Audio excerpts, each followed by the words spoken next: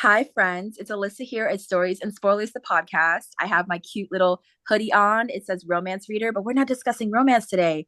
We're discussing cults in the language of fanaticism, Cultish by Amanda Montell. And I'm here Yes. with two amazing people. It's Natalie and Jenny from Facts and Fable.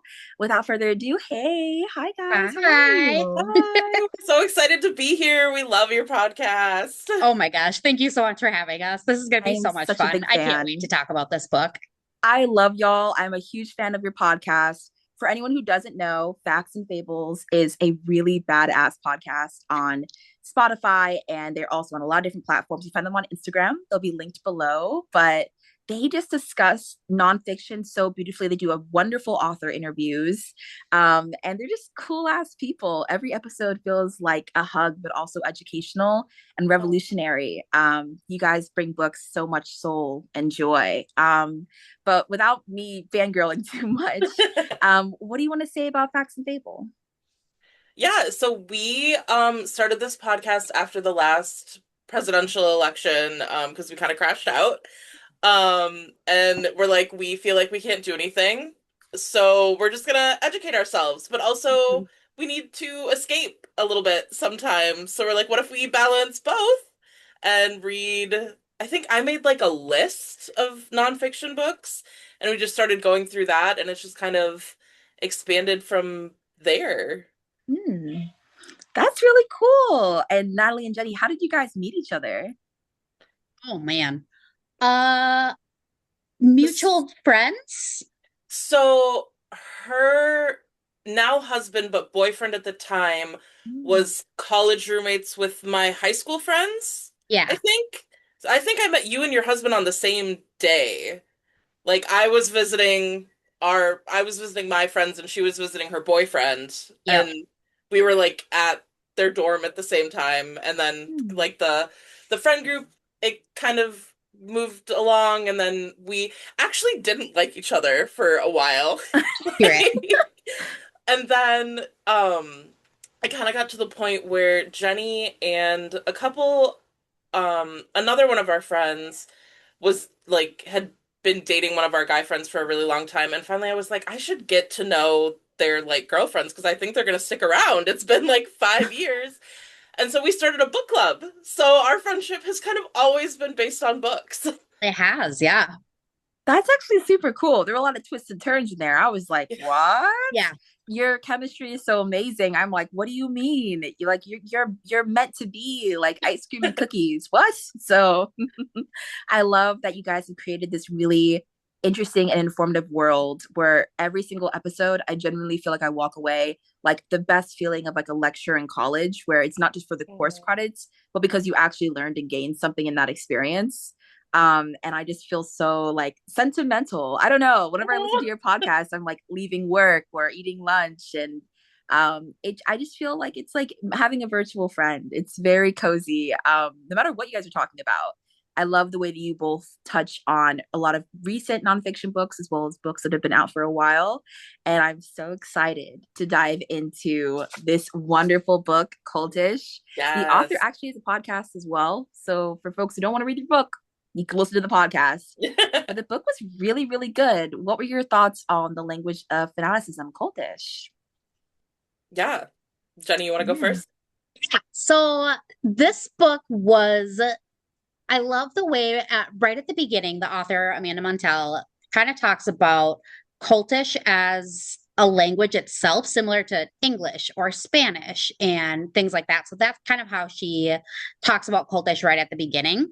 And trying to find the definition for a cult, there really isn't one definition. It's so, Mm-hmm. what's the word I'm looking for? Like, not relational, Like situational. complex. Yeah, it Yeah, depends on the it's situation, yes, 100%. yeah, super situational, super complex. Because in my mind, when I think of a cult, I think of like crazy white man, like That's reasonable. yeah, I mean, all white men are crazy. But like crazy white man who's trying to like do this like religious thing, says he's the second coming, that kind of thing. And so I have this like negative connotation in my head. But then if you say like, oh, the cult classic Rocky Horror Picture Show, I'm like, hell yeah, I love that movie. And so yeah, it was just really interesting that right out of the gate, the author talks about just these different definitions of cult and the different connotations that they have depending on the context that you're using it in. Yeah. That's a good point. Natalie, what were your thoughts on Cultish? Just like a random idea of this book. So what I found fascinating about it is how the book was laid out, because it starts with like the most extreme cult and gets like less extreme as it goes. So you're the first cult you're reading about is like a suicide cult where like everybody dies, they all drink the Kool-Aid in the jungle and all of that. And I'm thinking like I could never fall for this. Like this, I don't understand how you could find yourself in a cult. And then it's kind of like wellness and like MLMs, and then it's wellness cults, and then it ends with like influencers and social media cults. And like the farther along you get, it's like the more reasonable it kind of sounds. And I feel like if they had done it the opposite way, I could be like, oh, that's the point where I would have stopped, or that's the point where I would no longer be in the cult. But this way, it like, I don't know, by kind of going backwards, I thought it was a really interesting way to like lay out the book. I agree. I actually wrote down each part as the book breaks down. In this episode, we will be diving into some deeper elements of the story. And I do want to give a heads up to folks who are listening. There is going to be discussions of death, vomit, violence, emotional manipulation, and drugs. This is related in the book, but I like to give a heads up about trigger warnings because this does discuss cults, and there is definitely elements of manipulation, especially financial and manipulation as well with the MLMs. So for me, I'm like, definitely want to give y'all a heads up. But this was oddly like light in some ways. Like Yeah. as I was reading the audiobook and the physical book, the author discusses her father's connection to cults and how he escaped one. She discusses how he really wanted to seek out education. She talks about how she interviewed folks who were part of these cults from the 70s up to the present. Groups like Lululemon, groups that went all the way back to like sci-fi elements when they thought things related to Star Trek or real life. And there's a lot of things that she dives into. She gets firsthand accounts, which I thought was so fucking cool. With the audiobook, it did remind me a lot of the sentiment of the podcast, just paced differently. Yeah. Also the parts I thought were really interesting. Like you said, part 2 is suicide cults. Part 3 is controversial religion. Part 4 is multi-level marketing co, aka think like Lululemon, or anything where you have to like sell it. And the more you sell, you would think you get it higher up, but there's always like a catch, or like pyramid schemes. You've got the cult of fitness studios. So think of like that bicycle that everyone's trying to get on. Soul cycle. Yes, Yep. things like that where like they're screaming at you in a dark room and you're all sweaty, thinking you're gonna pass out. But then they're like, "Great job, you're gonna be back next week." And then the lights come up and you're Trauma like, bonded. "Where am I?" The same energy. And then the last part is the social media guru, which is what we see through like Instagram, TikTok, like consumption of media, of objects. And the fact that one person's comment, like, get this peel off lipstick, it will make your lips look red, great for date night. My man loves it. And then you look at the lip gloss and it's $26, but it's been sold out. It was influenced enough by this one person. Now it's become a business of influence. And who influences larger groups or even one person? Cult leaders. So it's giving. I'm not saying that if your latest beauty guru is a cult leader. I'm just saying that money is really tight right now, and the concept that someone is able to influence you to spend in a time when we're struggling with groceries, these little treats are beginning to stack up. And Yeah. if you feel like all of these little objects are going to somehow fulfill your life, it begins to escalate, and you look at these cults less with judgment and more with maybe a little of introspection and compassion. They were looking for belonging. A lot of people who are in cults were incredibly intelligent or vulnerable or in really hard times in their lives looking for comfort. There are even religious elements to some of these cults where people dedicated thousands of dollars, split away from their families. Look at Scientology, which is also referenced in this book. There's a certain level of faith there, and it's complex, and the author, I thought, did it with a lot of compassion. I don't feel like she was shaming anyone necessarily. It was very One thing, informative. yeah, she at one point, one thing that I found really interesting is she was saying there's not really a they haven't found a type of person or like a trigger Mm-hmm. who is susceptible to a cult.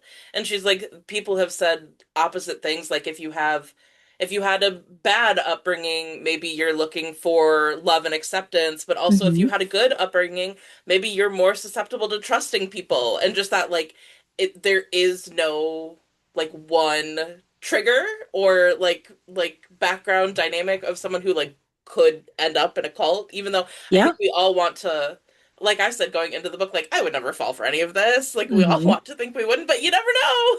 You Like, never know. You have you ever had a friend you really trusted who recommends a product, or they recommend oh, I heard you've been going through a really hard time. Your support group I went to, it really helped me. You think of books like Dinner for Vampires by Bethany Hope Joy.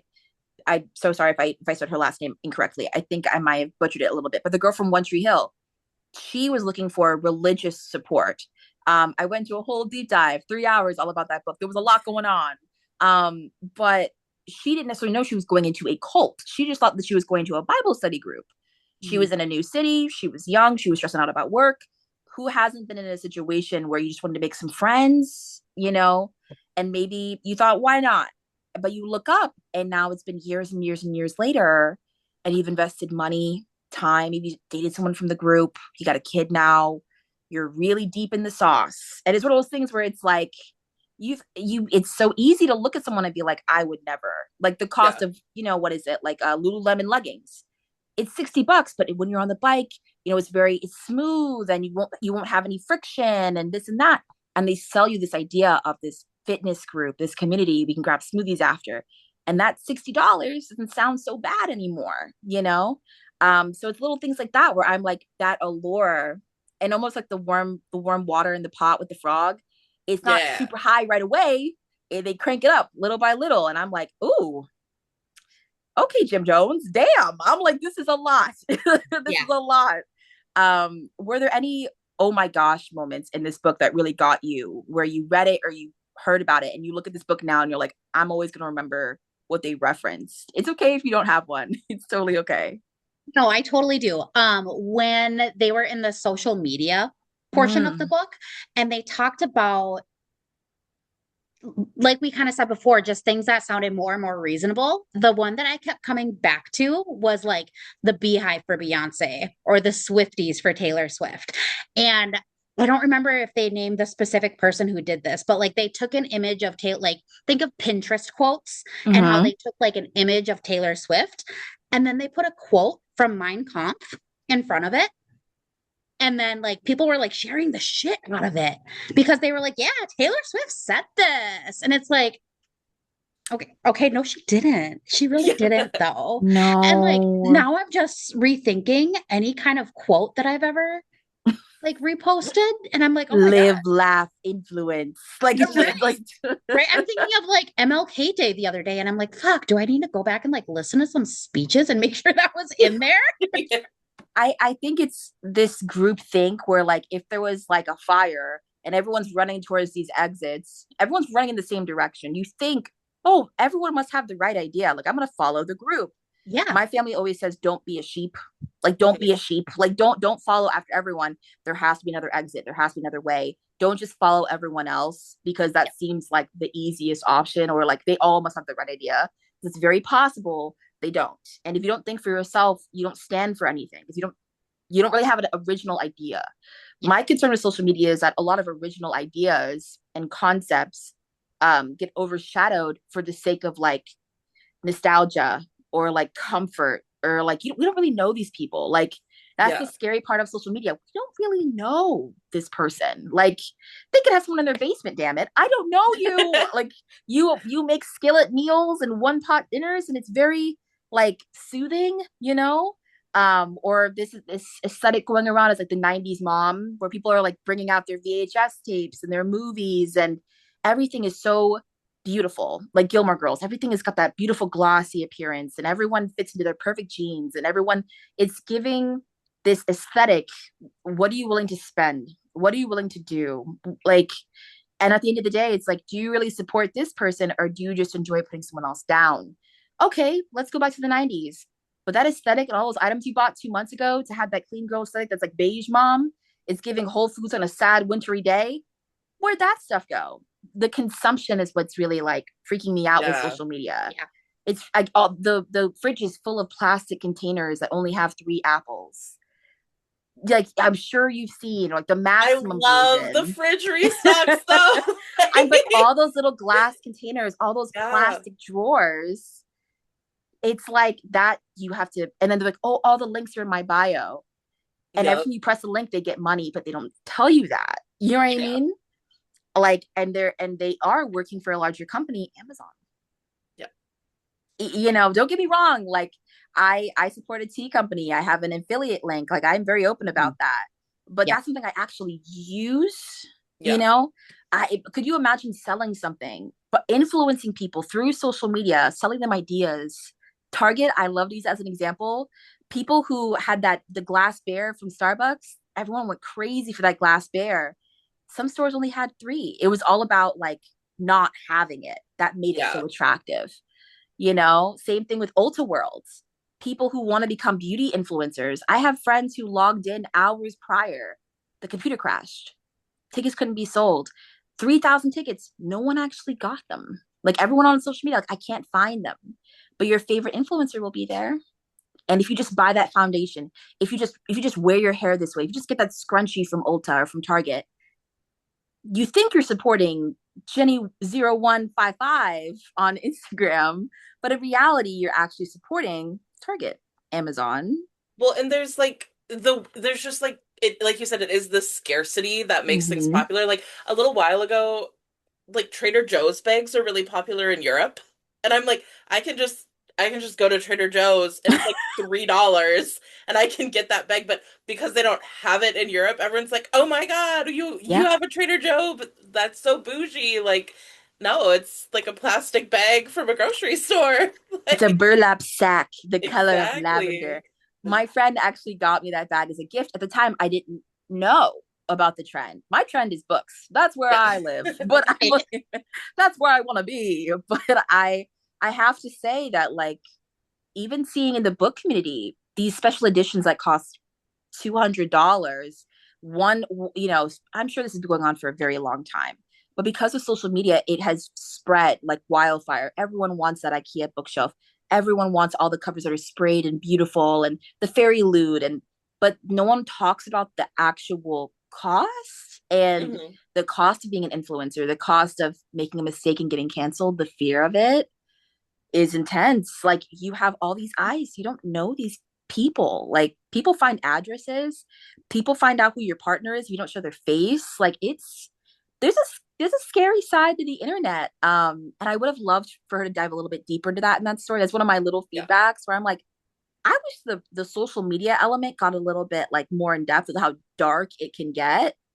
Um and like that those anonymous keyboard folks, I don't know if you feel that way, but like I sometimes get a little scared of social media in that way. You can influence, but you can also be influenced in a negative manner, especially with mental health.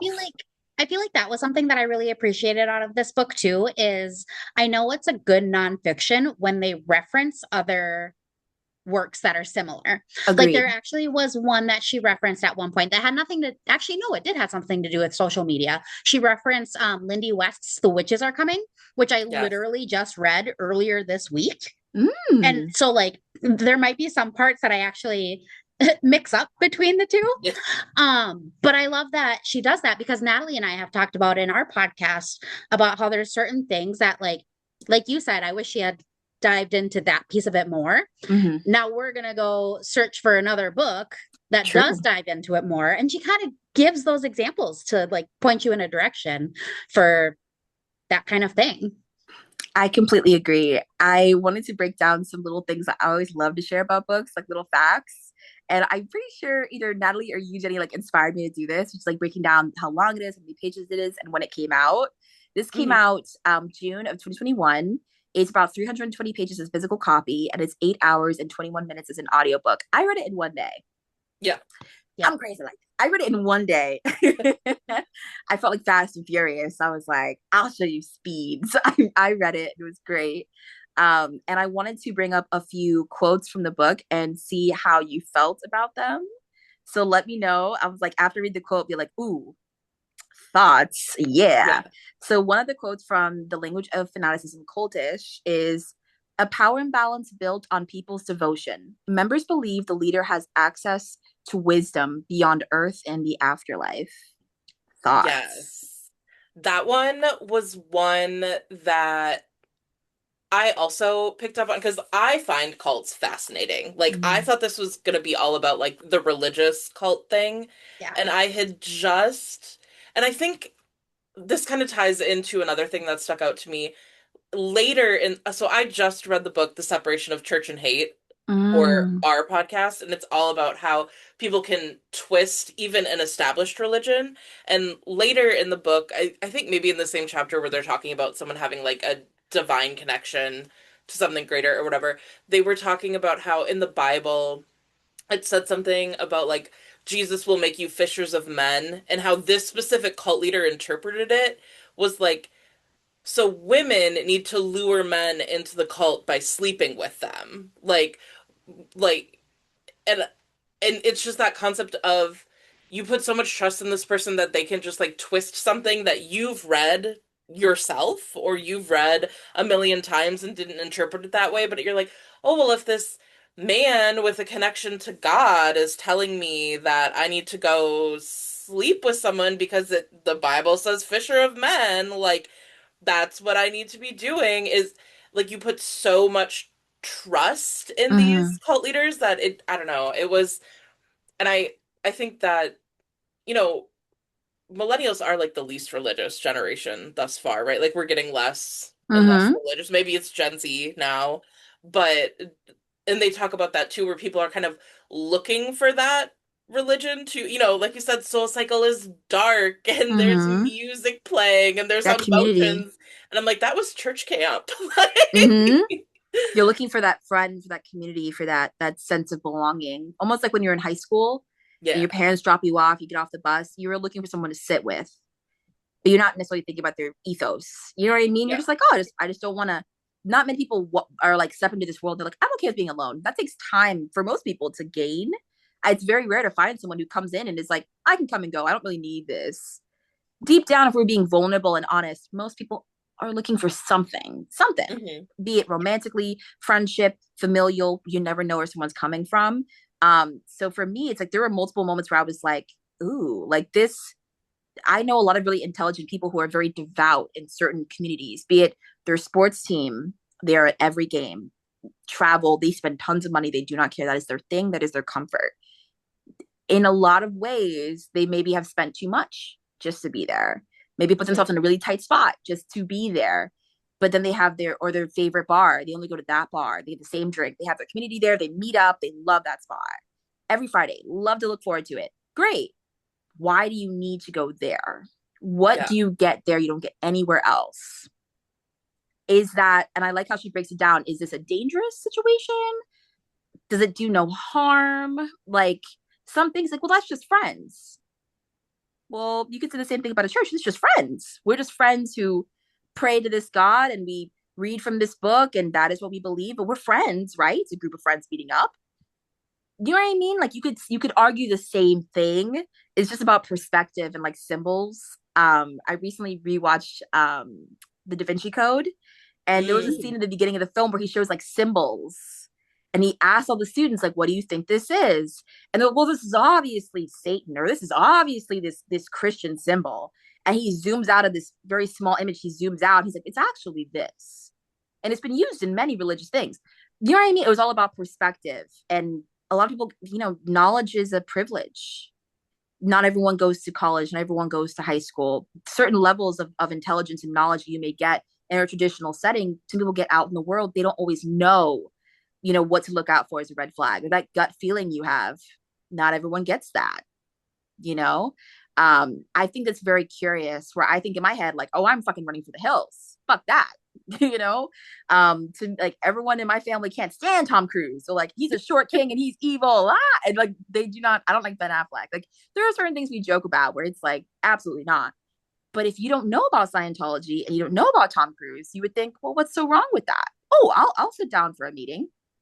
You know what I mean? Like, you don't know to fear something because maybe you've never heard of it, or it's not something to fear. Well, and there Yeah. is that like you said, the trust of other people. Hmm.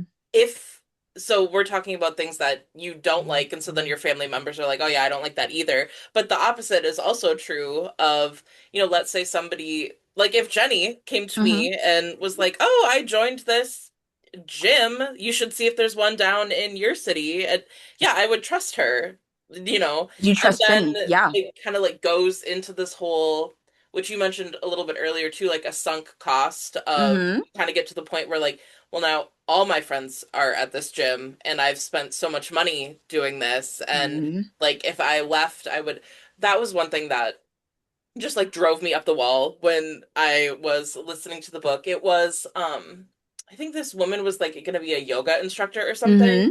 And so she paid Yeah, they like, talked about core power yoga. Oh yeah. yeah.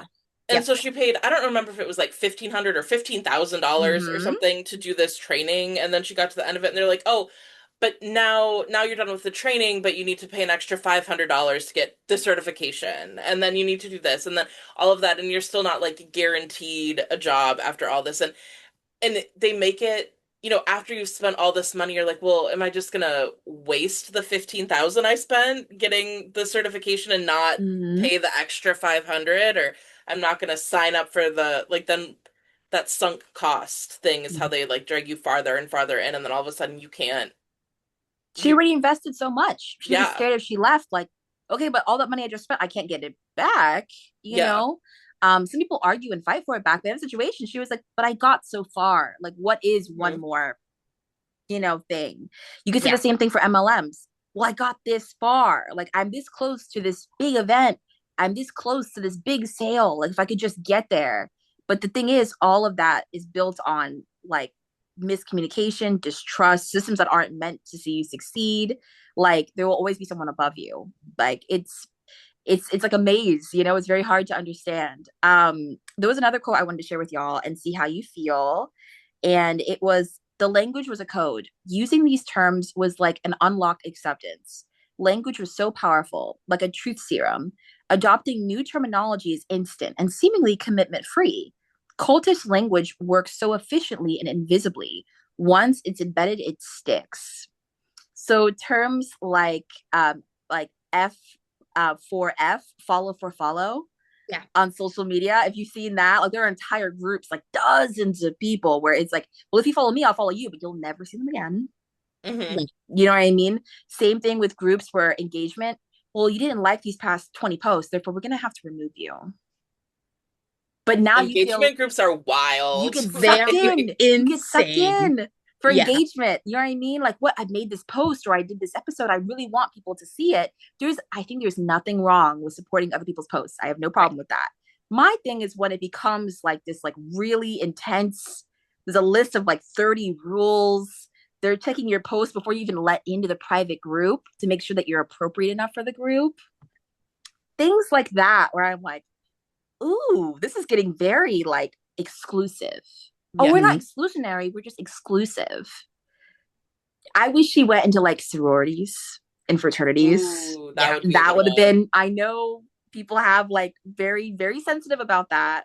But as a girl that was on campus for 2 years, I saw friends who took on second or third jobs to afford to be in a fraternity or a sorority. They Yep. didn't have a lot of friends in high school. They wanted to go into college. They wanted that movie moment, that Legally Blonde moment. Like, I want that to be my reality. Okay, it's 4K a semester. I can make that happen. I'm just not going to eat for the next few days.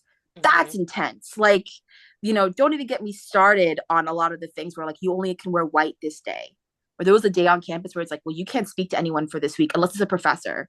And there were girls in the sorority who would sit in on your lectures to make sure you weren't talking to other people who weren't in the sorority.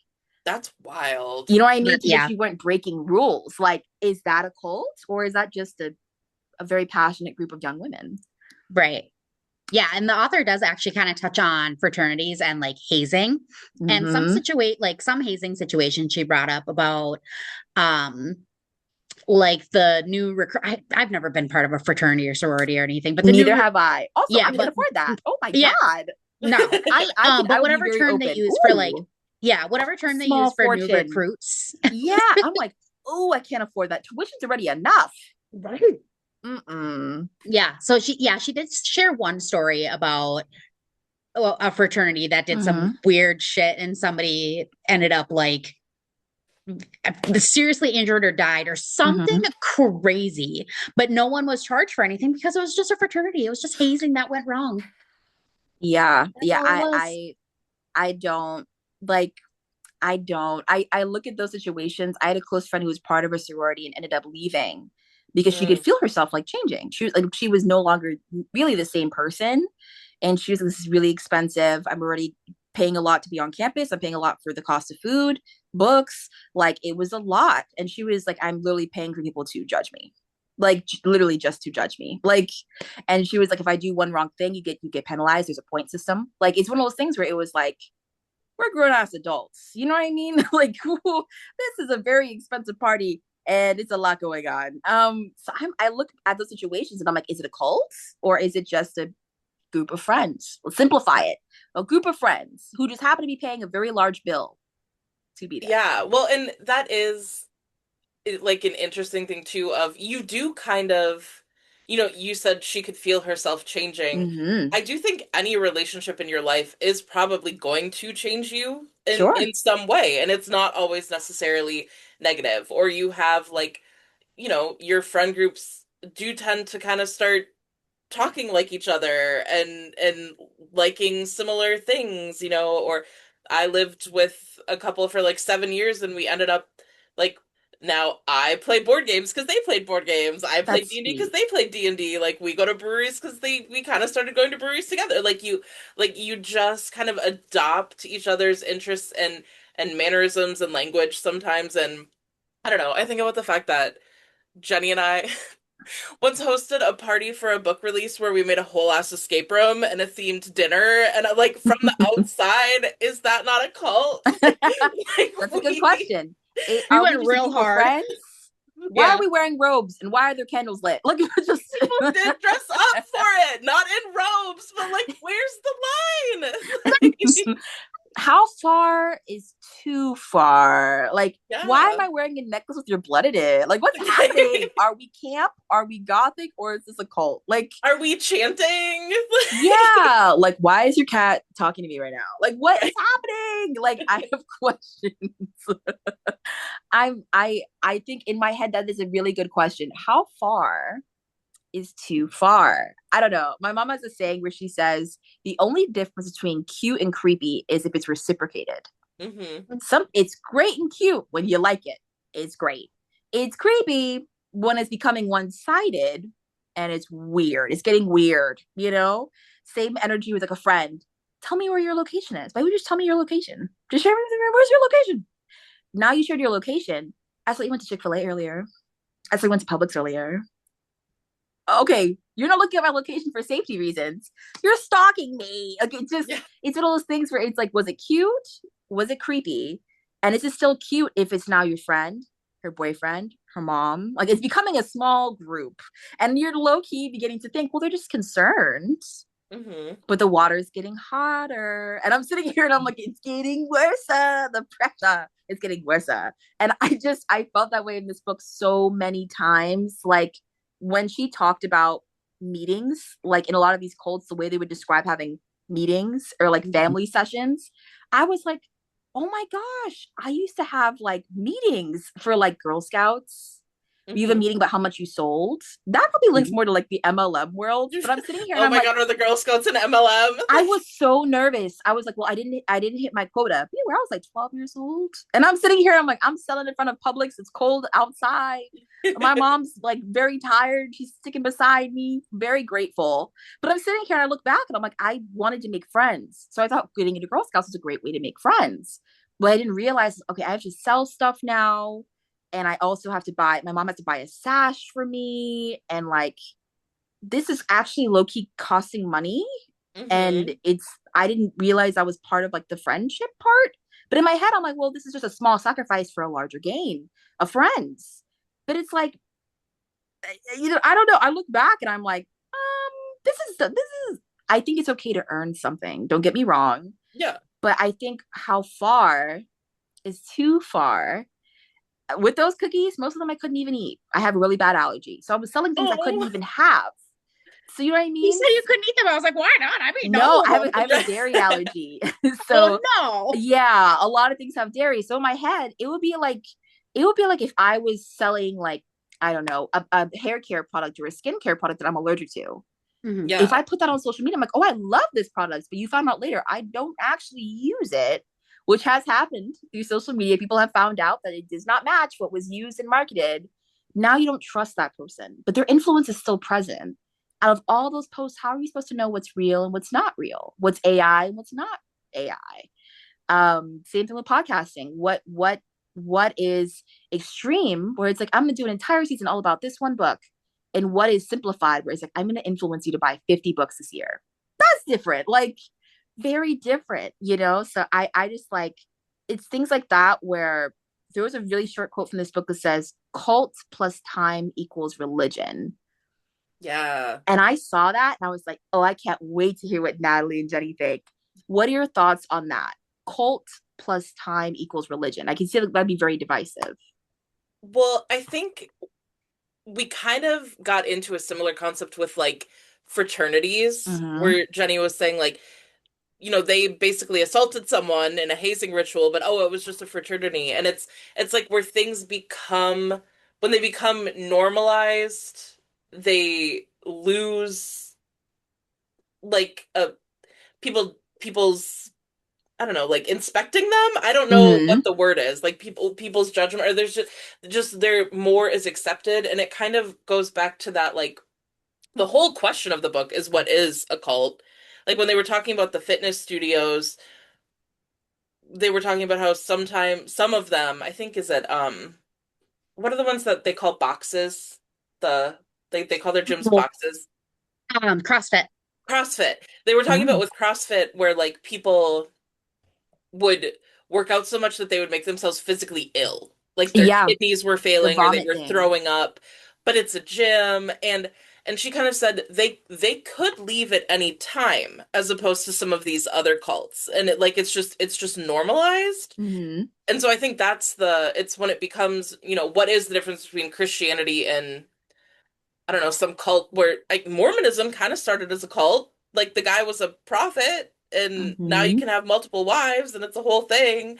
It's that like social acceptability scrutiny. It removes the scrutiny that it gets once it's already established, I guess.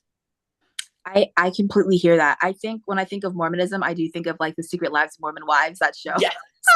I'm sitting here. I have taken a religion course, y'all. I swear. But I'm sitting here and I'm like, I just keep thinking about the Fruit Loops, and I think about I get like flashbacks. I'm like, oh, so my brain. I think about that, the big like granite bowl with all the like ox or like all the cows that surround it. Where if Mm. you like baptize yourself in that, your like your soul.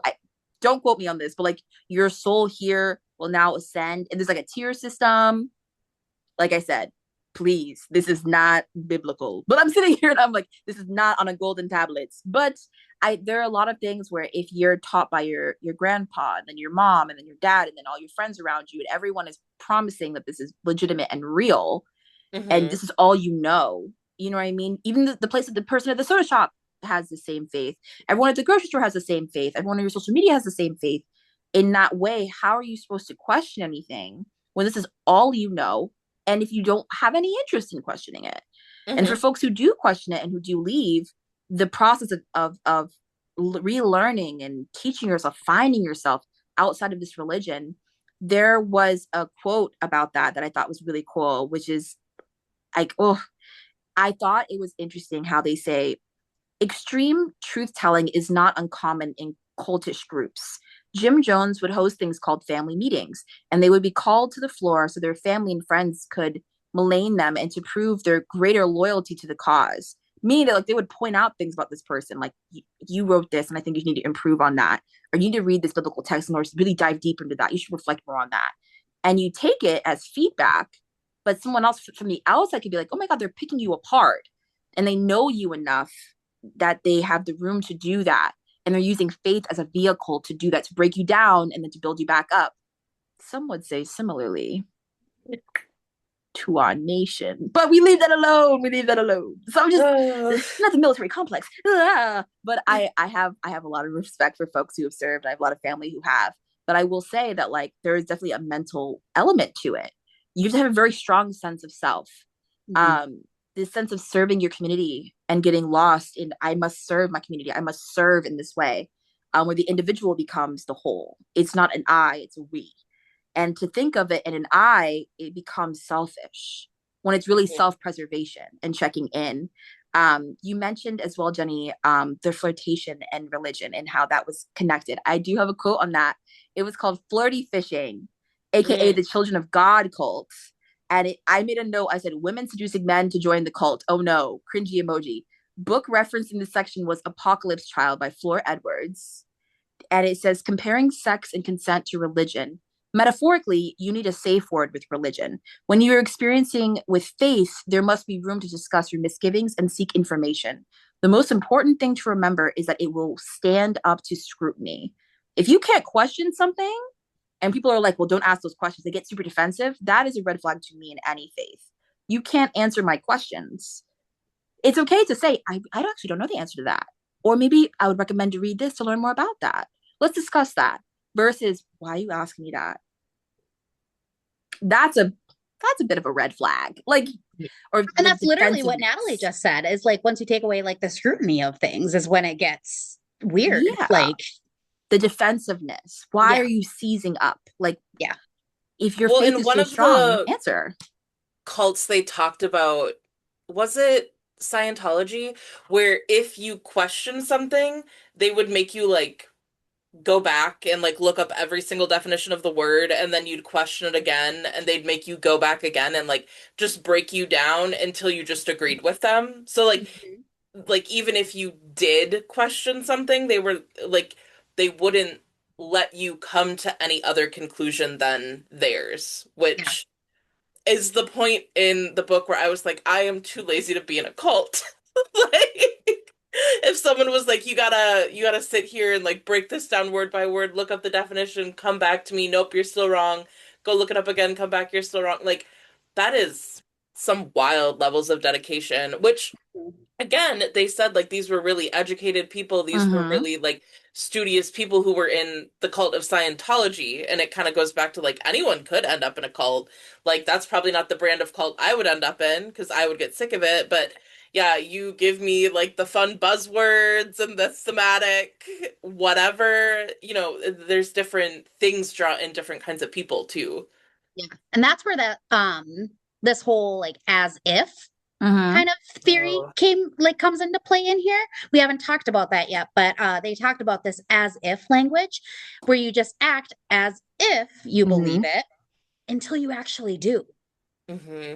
Which is 100%. What you just said, Natalie, of like, at what point are you gonna just be sick of them pushing you and pushing you and pushing you, that you're just gonna say, oh yeah, you're right, okay, cool, yeah, you're right, and you're just gonna act as if you agree until your own mind starts gaslighting you into actually agreeing.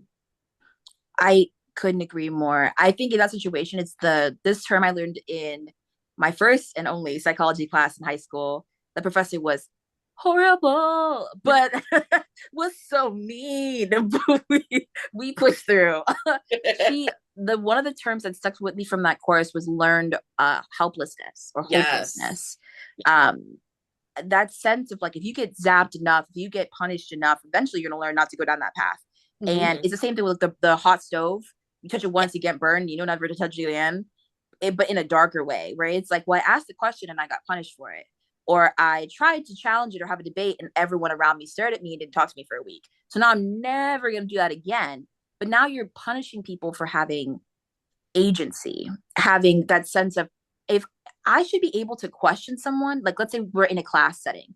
If you can't ask the professor questions, what are you really learning? If you're confused and you're just pushing through the entire course, that question didn't go away. You may teach yourself the answer eventually, but some things may be more complex than that. Like, it's okay to admit you don't know what something is. If the professor says, never ask me that, why am I here? That is literally a major important element.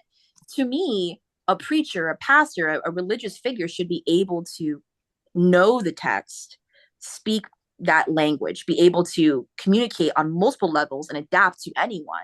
And say, you know what, I may not know where you've walked from, but I'm going to use what I know to guide you, support you, and listen and evolve if I need to evolve. And I probably will have to. That is like a level headed, like, okay, like a spiritual advisor, call it what you want. People go to pastors and preachers before they get married for counsel sometimes, for guidance. Their parents did it, they do it. I think that can be very wholesome if you're truly seeking something that is fulfilling for you. I respect that. But go to someone who can actually answer your questions. And it's not just like doing verbal vomit of like, well, these are my thoughts and that's why you should believe them. And I'm not going to answer your questions because they're dumb. Okay, well, intelligence can respond to intelligence. If you can't respond, it's okay to say, I don't know. It's okay. That's okay. You know, totally fine. Please don't pull it out of your butthole. Like, let's actually have something for reference and be open to a conversation and to grow. I don't know if you guys saw the film. It's like Dead Man Wake Up or Awaken Dead Man. It's the third film from the Knives Out series. Oh yeah. Wake Up, Dead Man. Yeah. Yes, but there is a character in the movie who is I don't know if he's a pastor or what he is, but there's a scene where someone questions him like, is this really faith or is this like just something you want to believe to cope? And he's able to communicate very clearly, like even if you don't believe in it, I believe in it. I'm here if someone needs me for counsel, if they just need to be vent or to be heard, I can do that. I want to do that. That's a beautiful thing. Like he has something he needed to do. Someone called him and said, like, I'm going through this horrible time. Someone in my life is passing away or going through a horrible health situation. I just need you to pray with me. They just needed to be heard. They leaned on that faith for comfort. I can totally respect that. He was in a rush. He needed something. He slowed down. He took the time. I'm going to do this. I'm going to the goodness of my heart because I want to be there for you. Community. That to me, someone could say, oh, that's a cult. Like, go to a therapist. Maybe they don't want to go to a therapist. Maybe they want to speak to their pastor. Maybe that pastor and them have go back 50 years and they have a long-term relationship and they were there for their mom and their dad and their all that. I can 100% respect that in a healthy way that has boundaries and they don't have your bank information. Like there's a boundary, damn it. So I'm sitting here and I'm like, I can respect that. It gets dark for me where there's manipulation. Yeah. And it's hard to find that sometimes. And that's scary. But there's also beautiful versions of it. I don't know what your thoughts are on that, but that's an adaptation that really made me think like, I'm really connected to this character. I can see, I know people like him who their value in life is to be there for their community. They really are looking for nothing else but to just be of service to their community, which is beautiful. So I don't know. What are your thoughts on that? Is that cultish or is that wholesome? I feel like to me, like the antithesis of cultish is accountability. Mm. And so that's kind of what you're saying is like, is it cultish or is it wholesome? To me, it's accountability. That's what the difference is. That's how it's anti-cult. But that's just my own personal I love that. idea. 100%. Well, and I think it's like dialogue of, like, I think the thing that sticks out with all of the examples from Cultish is that there is one authority like that you can't question, whether it's like the top of your MLM and if you aren't selling it's because you're bad, whether it's like the person running your soul cycle class and if you think you need a break you're wrong, I know how much your body can take, or the person at the sorority who's like, well, these are the rules. Like, it's that there's no room for argument, going back to like our, if you're just doing something with friends and you get like really into something, I think maybe the line is if somebody didn't want to participate and you're chill with that. Like we're not Absolutely. gonna ostracize you for not wanting to read the next book in a series or for skipping Sunday service to go do something, like I think the line is the lack of an absolute authority. I agree. I think the book that really made me look at like community, cult, and agency, as well as like the individual in the church, like that one-on-one experience of being able to pray with someone or if someone's going through a really hard time and they need support. That's a friend. Yeah. You're just a friend. You're a good friend, that could be found in any religion, any part of the world, to be a friend, and to maybe find something in common. I can totally see that. That is awesome. To me, I think about that, and I think that's a beautiful part if I were to look at like social media. I became friends with Natalie. I became friends with Jennie. I've been able to connect with people from all over the world I've never met before in real life. If someone had a bad day and they posted online like, oh, horrible day, wish, someone could see how hard I'm working at my job or this or that, I would without hesitation message, leave a nice little voice message. I see how hard you're working. I think you're doing fucking great.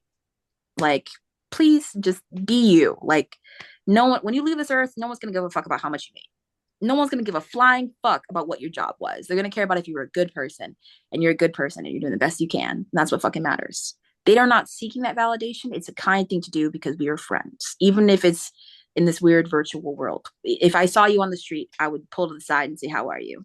Like, as a human, and Right. that's something beautiful that can come out of social media.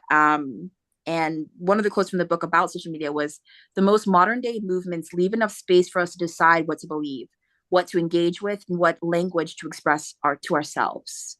You can find your own path in this virtual world. If you go to a gym and you don't fucking like it, you can leave. You do not need to stay there, my friend. You do not need to stay there. Don't be allured by their shiny bicycles and their good playlists. Like, you don't have to do it. Fabletics is great, but I'm sure you can find some awesome leggings at Marshall's. But if you really want Fabletics and you got the Get coin, the athletics. go right Yeah. ahead. It's your Yeah. money. It's your money. I just, I think it's like the spooky thing that I like. The first cult I ever thought of was like the Marilyn Manson, like, or like Yeah. just, like the long hair and the bangs and the bell bottoms. I love bell bottoms, but like the bell bottoms, the murder, like that's what I thought of when I thought of cults. It's the first one I thought of, and I was like, well, when she brought up like on their podcast, they brought up like Disneyland and like Disney adults. I didn't even think about that. Like, is it a cult? Is it a hobby? They brought up different concepts of like bookstagram. You know what I mean? Like, is it a cult? Is it a hobby? And I'm like, I guess it depends on who you ask. I guess it depends on how you do it. Like, I have tons of books. It's probably the thing I own the most of. But also, like, you read them all, you relive them. It's your money. Spend it how you fucking want. Like, be nice to people, be kind to people. I think as long as you do it right, it's not, you know your limits. But I think the big question, like the philosophical question, is how far is too far? A book retreat is fantastic. We're on a lake. We're wearing robes. Wait, the candles are out. Oh my god, where's the witches? So just I think it's just a matter of like, if you all signed up for a practical magic weekend, have a good Yeah. time, y'all. Do what you gotta do. Just be safe about it. That's all. Maybe some like fireless candles. So I think that's my biggest takeaways like from this book was like, it's all about you and like if you have a boundary, please have a boundary. Like, Yes. a lot of these situations I was like, there were no boundaries, but not everyone has the language for that or the knowledge of that or comfortable establishing that. It can be very uncomfortable. In no way am I judging anyone who's been in a cult at all, but there were a lot of really sad stories in here directly from folks who had loved ones they lost. And I just thought like this sense of community, that was the biggest word that came out, was like, I don't know if you also relate to that, but that seeking of a seat at the table, a place to feel wanted and loved and seen in a world that's go, go, go, to have at least one person outside of your family, someone who sees you as an individual met on the street and they value you. But if you don't have that sense of value in yourself, that can be some really bad people or some really good people. Yeah, they Um, talked about love bombing a lot. That Yeah. was like a yes. big theme throughout the book of like, oh, I just met this person and they're just so kind to me and they love me so much and they're saying all these nice things about me and like, Mm-hmm. oh, like they must see something in me. I want, Mm-hmm. it's like a drug. They want Yeah. to like chase that feeling. 100%. Or I've heard the term the honeymoon phase, Mm. Yep. where people are like, oh, in a relationship, the honeymoon phase should never end. You should never not want to be around them. I'm so fucking sorry. There are gonna be times when you want time by yourself, damn it. You're still gonna love this person. And the honeymoon phase is great, but that's not the reality for everyone. Some folks, alone time is amazing. Sometimes that sparkly new, I don't really know that much about you. This is sexy and great. Woo! It doesn't, for some people, it's like, well, I do know your social security card number. Like, I do know about your credit card debt. I do know about that weird relative. Like, I know all of that. I know it. It's like, but you stick beside them, you love them. But this concept of the perfect relationship, couple goals, the pressure of the way you should appear, the pressure of the fabletics leggings, the gym group, the book you have to own. It all comes and circles back to a lot of things for me that either relate to finances and like ownership of something. It's this ownership of an idea. When you walk into Target, you're not buying objects, you're buying ideas. Magnolia Kitchen, these massive brands, you're not just buying a bowl, you're buying an idea. And it's like, ooh, so that's how they get you. The So, trad wife vibes. yes, if you have this $80 wooden bowl to go in your $300 mixer, I have a very specific mixer in mind. I'm sitting here like, for the baking girls who know, the one you get for your wedding because it's so expensive and you cannot justify it. I So just you think get in my somebody head, else to buy it for you. 100%. Exactly. Grandpa, grandma, mommy, somebody come through. But I think about certain situations and I'm like, where did this idea pop into my head that this is the epitome of success? This is the epitome of being a woman, of being loved, of being like finally hitting that peak. Oh, to be that hot auntie, oh, to be that successful wife, you have to have A, B, and C. And it's like, who taught you that? It's scary to have to trek back and be like, why do I need this thing? Or why do I need to be part of this group? Like, where is this coming from? And that culty, like that language you discuss, certain terms that are used, classy, unique, thoughtful, be thoughtful. What does that really mean? Like certain terms, I thought it was very thought provoking. And Yeah. I was curious if you also felt that pressure in some situations where it's like, where is this coming from? It's very unique. So. I feel like it makes me think of another quote that was in the book that I don't know that I actually agreed with at all. But the quote was, a cult is like porn. You'll know it when you see it. Mm-hmm. I don't think you always know. Like you said, until you start digging deeper, until you start questioning, until you even know what and when to question, I don't think you really always know. I agree. I saw that quote as well. And I will say, knowing folks who have struggles with like people like think of addiction, they think of objects. I have friends who've had addictions related to that industry and what they're consuming. And they're consuming not just the visuals, but the idea. Mm-hmm. They're like, I see it and I know it's exactly what's happening. This is great. This is hot. This is wonderful. I'm like, I'm loving this. I need more of this. But then real life happens. You're like, well, this isn't like what I saw. And it's like, right. But what you saw was filmed, lit, angles in real life. It doesn't always work out that way. And the lens of, well, in a cult, they're gonna wear this or they're gonna do this or there's gonna be that one guy who's manipulating everyone. Who's to say it's a man? Who's to say they're gonna be in a temple or a church or wherever? Like, you don't know. You don't actually know what it's going to be like. You don't know who the head is. You don't know. It could be someone behind closed doors you never met. You know what I mean? Who is influencing you and what is it about them that allures you to be influenced? To me, if I had to follow someone, I would probably follow an older woman, a mother figure, if you will, someone with authority who in my head has gotten far enough in life where it's like, well, she knows what she's doing. Yeah. So I'm going to follow her in a situation. Like maybe she has a successful business or a happy marriage or this or that. In my mind, what the allure would be is how can I get similar to what you got, but for me? That would be something where I'm aware, where I'm like, ooh, even if it's someone super famous like Oprah, what do you want that she has? Success, money, beauty, resources. She can change the world. She's amazing. She's Oprah. You're not gonna question Oprah. She's awesome. You know what I mean? But that's the thing is you're gonna follow someone. What is it about them? What is it about the idea they're presenting you that is so alluring that you can't possibly get without them? In my head, it sounds crazy. It sounds like a business. It sounds like marketing. It sounds like how did you say this to me? Because if someone's insulting me, that repels me. But some people love that shit. In the gym, you're not going fast enough. A, B, C, like just grinding into someone, but they're going faster. They're influencing them to go faster. They're pissing them off. That insult is actually adding fuel to the fire. They like that. They need that. And they may walk away saying, I'm never fucking coming back. But then they do. Then they do. And then they sign up for that class on Thursday. 100%. It's like, what is it about this person? What is it about this experience that is pushing you I need to pay for this. And you look up and it's been years later. Maybe you have a torn ACL. Maybe like you put your body through certain things for what? You know what I mean? Like, is it to look a certain way? Is it to receive approval? What is it? You know what I mean? That photo you saw on Instagram could be edited. Yeah. They may not actually look like that. You don't know what injuries they have. Like, and those things also cost money. Those medical bills aren't a fucking joke. So in my head, I'm like, it's great to go to the gym. Don't get me wrong, I love the gym.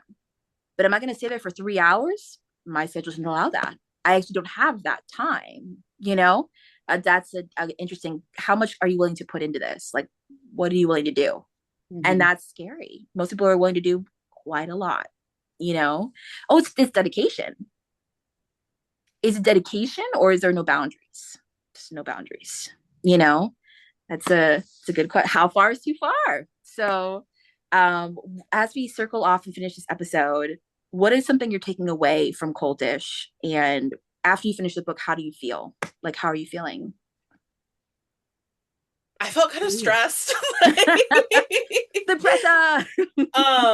But good. It like made me think, and I think what I am going to take away from it is just that like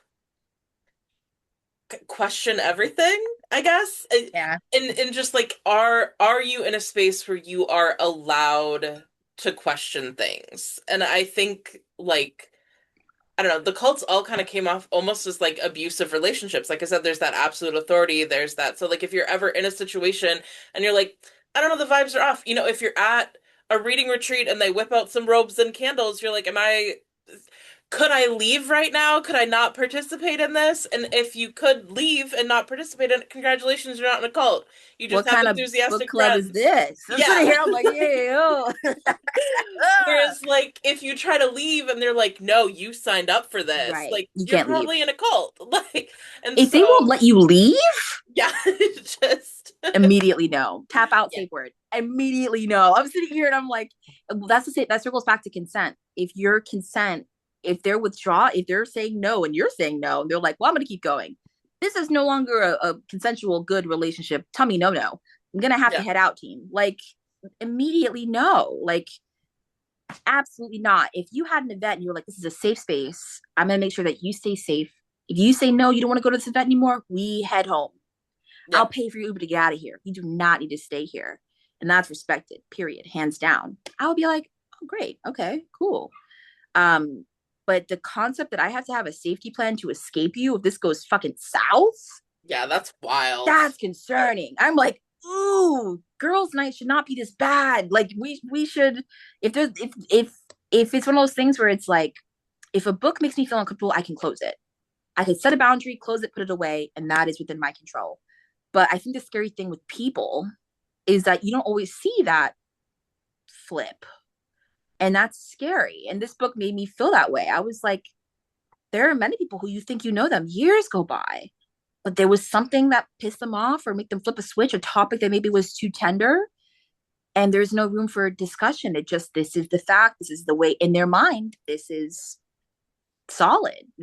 Nothing's going to change my mind. Yeah. You know, and that's when it's like, tell me no. Tell me no, Yeah, no. For my anxiety girlies out there. Like yeah, immediately your trust your stomach like gut. clenches up. Like, Yeah. Your body is like, oh no. No. So the feeling for you is like scary. Like anxiety, stress. yeah. Reasonable. That's reasonable. So this is a one-time read. This is a one-time experience. Maybe I do like I like books that make me feel something. Like Mm. it was stressful, but it wasn't like I don't know, but I did learn things. And it does make me wonder, like, are women more susceptible to being in cults because we're like worse, we're like societally conditioned to not set as many boundaries as men. Mm. And I kind of wish that like more gender dynamics they had gotten into more of that in the book. I agree. But because I think that that is a larger conversation to be had. We're always going to bring it back around to like women and the patriarchy. Like, Always. And I love that. Always. And I love Yeah. that. Where would we be without you? Not very far. right. Not They're very far. nowhere. Nowhere. Jenny, how did this book make you feel? And after you finished it, kind of what were your thoughts? I think after I finished this book, like I said, there were definitely some quotes that stuck out to me and just kind of some experiments and Mhm. some interviews and stuff that the author had kind of talked about that, yeah, they were so fascinating and really kind of made you think, at what point is it a cult? Um, and at what point am I in a cult? And one, am I okay being in that cult? Mhm.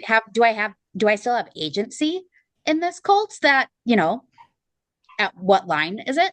Um, but yeah, it just kind of, yeah, like Natalie said, like it just kind of makes you question everything, really. I couldn't agree more. I think it's one of those things where like it's that same test where you see those people out at dinner by themselves and it's like, oh, they must be so lonely. That's a perspective. That's a perspective. Right. Versus maybe this is a person who's a mom who just, had her baby. It's her first month out and she just wanted to have dinner by herself. It's Yep. a perspective. You know what I mean? Yep. Maybe someone who just signed their divorce papers and they need Nicole Kidman out of there and they're free.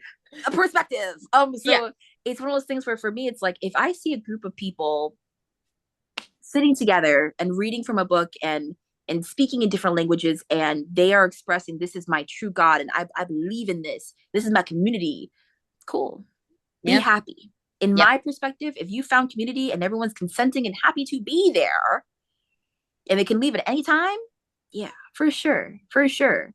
I think it's like after reading this book I just sat for a minute and I was thinking about every single club or organization or thing I really wanted to be part of academically or even in my personal life. And same thing with social media. I thought about it and I was like, could I put my phone away for a week and be okay? You know what I mean? Could I really be okay with that? Like, could I be alone and not post online and just do my own thing? Will I feel FOMO? Will I feel left out? Will it feel like Girl Scouts all over again, where I was supposed to do A, B, and C and it was going to result in this? No, like I've been able to grow and I have close friends outside of my phone, outside of social media. I have a relationship. I have, I have family. I have a self-love. And with all of that, I could walk away from this. I don't necessarily, without this, it's like I got nothing. Like I don't have that sense, Yeah. But I could see how powerful it would be if you felt like this was everything. I could see that, the allure of that. Hmm. The fridge full of beautiful containers, the car that is perfect and shiny and always clean, the relationship that smiling and beautiful videos and there's never a problem. I could see how that would be attractive. But I also know in real life, like real life has problems, issues. You should be able to question things and grow and cry and feel all the things. Um, and social media can definitely, to me, warp that. That was one of Yeah. my favorite things in the book was her talking about this perception of what it looks like versus what it probably actually is. And not everyone is super honest about how they got where they are or what they had to do. Some people may get things for free, but they're marketing it to you like, oh, this is super affordable, but they got it for free, but they're not Yeah. disclosing that. So it's one of those things where it's like, same thing with religious things where it's like, well, you have to do this and this and this to get to a good place, but they aren't going to do those things because they know they're going to get to a good place, but you have to. That's when I'm like, that's not fair, Right. so this book, I'm with you, Natalie and Jenny. I genuinely feel like it made me question things and it made me necessarily have to think and be like, am I a sheep? Like, oh my God, I'm sitting here and I'm like, am I a sheep? But I had to think about it. And I don't know, it just made me feel everything. So as we finish up this episode, Facts and Fables, the podcast, we're going to do an episode together soon too. I'm so excited. Yes, Oh we're my so excited to gosh. have It's going you. to be so much fun. And I love how you balance fiction and nonfiction. Thank you for coming on my podcast. Natalie, Jenny, where can they find you? Where can they find your podcast? Not culty at all. No Not candles and culty at robes. all.